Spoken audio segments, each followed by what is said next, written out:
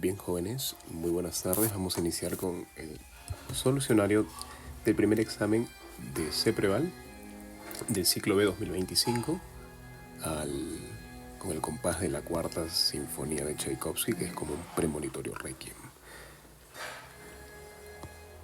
Bien, como sabrán, estoy haciendo un curso de química al cual aún pueden incluirse para la segunda parte de su examen, que inicia desde el tema de enlace químico hasta el de estequiometría. Bien, entonces la primera pregunta es del tema de materia y dice, en una clase de química se aborda el tema de mezclas y sustancias. El docente presenta los siguientes ejemplos. Te piden determinar cuántos de este grupo son mezclas, ¿ya? Entonces, una bebida gaseosa. Bueno, una bebida gaseosa es una bebida altamente azucarada, ¿verdad? Con distintos colorantes. Esto, inexorablemente, es una mezcla. El metano. El metano es un hidrocarburo, CH4. Tiene una fórmula asignada, por ende es un compuesto, ¿verdad? Un compuesto. Muy bien. Y si es un compuesto, es una sustancia pura, pues. Porque recuerden, la materia se divide en sustancias puras y mezclas. Y las sustancias puras son elementales o simples o compuestos, ¿ya? El ácido muriático, mira, cuando vimos la hipótesis de la colinearidad en el curso que hemos desarrollado, vimos el ácido muriático. Y el ácido muriático era nada más que agua con ácido clorhídrico. Era el ácido clorhídrico diluido en agua, nada más, que se utilizaba para limpieza o de todos los limpieza sobre todo de uso doméstico, no en los trabajos pedestres. Entonces esto es una mezcla. Agua potable, jóvenes. En la potabilización del agua se trata de eliminar partículas de zinc, bacterias y demás como a través de una alta concentración de sales. Esto también es una mezcla. Y el aire, indudablemente, es una mezcla. Recuerden que el aire es una mezcla que contiene principalmente nitrógeno, ¿verdad? En un 78%. Oxígeno en un 21%, que en clase dijimos que era el famoso FiO2. ¿Qué era el FiO2? La fracción inspirada de oxígeno, porque del aire que yo respiro solo el 21% es oxígeno. Listo, entonces me piden cuántos son mezclas. Sería 1, 2, 3 y 4. La clave sería la alternativa C. La siguiente pregunta también es el tema de materia. Y me dice el docente de química explica que los cambios o transformaciones que sufre la materia pueden ser físicos, químicos o alotrópicos. Señala cuáles son físicos, químicos o alotrópicos. Bien, como ahí menciona la pregunta, un fenómeno es un cambio que sufre la materia y puede ser físico, en donde no hay un cambio de la estructura interna, un químico en donde hay un cambio en la estructura interna o un fenómeno nuclear, donde ya hay una aberración. Por ejemplo, en la fisión nuclear se obtiene algo totalmente diferente. El uranio bombardeado con partículas de neutrones va a obtener bario y kriptón más 3 neutrones y energía. Este es el contexto de la bomba atómica, por ejemplo, y un fenómeno alotrópico, que no es más que una sustancia que puede adoptar distintas formas. Listo, empezamos, mira. El ozono, profesor. El ozono es una alotropía, la famosa alotropía del oxígeno. Ozono. ¿Qué más? Mira, el diamante. También es una alotropía, mira, el diamante. Listo, y con esas dos alternativas usted ya podía marcar su clave, mire. Ya podía marcar su clave. La respiración. Jóvenes, la respiración es un fenómeno químico. Es un fenómeno químico que se da ¿en dónde? En la membrana alveolo capilar, ¿verdad? Que por diferencia de presiones se va a dar la difusión de gases, ¿verdad? Difusión de gases. Listo. Químico.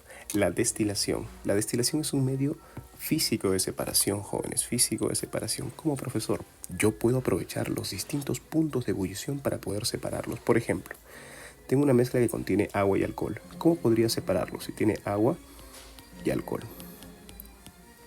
A través de calor, nada más. ¿Quién se va a evaporar más rápido? El alcohol, ¿verdad? Porque tiene un menor punto de ebullición. Listo, electrólisis. Joven, ¿qué era la electrólisis? Simplemente tengo agua. Voy a agregarle calor en una celda electrolítica y voy a poder dividirla, mira, en hidrógeno molecular y oxígeno molecular. Y eso es un fenómeno químico. Por ende, la alternativa sería la clave B. El tema es átomo en la pregunta número 3 y dice: en una exposición sobre la estructura atómica, un grupo de estudiantes presenta las siguientes proposiciones. La partícula subatómica más pesada es el protón. Mira, aquí teníamos las masas en gramos y en UMA. Y la más pesada en la relación de masas era el neutrón, no era el protón. Falso. En el núcleo se concentra el mayor porcentaje de masa total del átomo. Claro, ¿verdad? El núcleo tenía la mayor o el mayor porcentaje de masa del átomo. ¿La zona extranuclear es de baja densidad y determina el volumen del átomo? Sí, jóvenes, es de baja densidad y determina el volumen del átomo. Y por último, el núcleo está constituido únicamente de nucleones fundamentales y de electrones. Mira, aquí tenemos al átomo. En la zona extranuclear localizamos a los electrones en regiones energéticas llamadas orbitales, ¿sí? Y en el núcleo tenemos más de 232 nucleones, pero a mí solo me interesan dos: protones y neutrones, que se encuentran cohesionados por los mesones. Entonces me dice, el núcleo está constituido únicamente por nucleones fundamentales y electrones. Falso, ¿verdad? Falso, falso. La clave sería entonces falso, verdadero, falso, la A. La A de atrabiliario. La A de atrabiliario. Pregunta 4, tema átomo. Me dicen Ronald, en una clase de química, expone los elementos dando la presente notación: su número atómico, su número de masa, y solicita se indique cuáles son elementos isótonos. ¿Qué eran isótonos? Aquí lo tenemos, mira. Elementos diferentes con igual número de neutrones. ¿Quién tiene igual número de neutrones? Calculemos. Aquí los neutrones serían igual a 20. Muy bien. Y si te das cuenta, aquí los neutrones también serían igual a 20. Aquí tendría los dos isótonos. La clave sería 1 y 5. Calcio y potasio. Calcio y potasio. Pregunta 85. Tema átomo. Un joyero estudia el metal precioso que utiliza y determina la presentación del núclido del oro. Bueno, vean esto, mira. Tengo el elemento oro con número atómico 79 y número de masa 197. Me piden cuántos electrones tiene. Jóvenes, como no me especifica que es un ion, como no me habla de si es un ion o no, entonces yo considero que el número de protones va a ser igual al número de electrones, ¿cierto? ¿Y cuántos electrones tiene? 79, pues. Porque recuerda, este numerito en la notación núclida, ¿recuerdan? En la notación núclida me indica el número de protones. Esto sería verdadero. Tiene 118 protones. Falso, ¿verdad? Falso, falso. Verdadero. Y si te das cuenta, joven, si es que yo avanzo una proposición más, yo ya podría marcar mi clave. Su masa atómica es 276. Su masa atómica sería falso, ¿verdad? Falso. Se refieren al número de masa, sería 197. Y tiene 79 neutrones. Bueno, tendríamos que restar. ¿Qué aplico?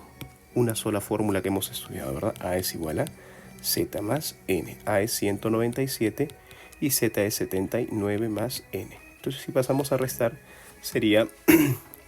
a ver, 17, 18, ¿no? 118 neutrones. Y aquí me dice 97, esto sería falso. La clave sería la alternativa D. La clave sería la alternativa D. Pregunta 6, el tema de configuración electrónica, y me dan las siguientes proposiciones.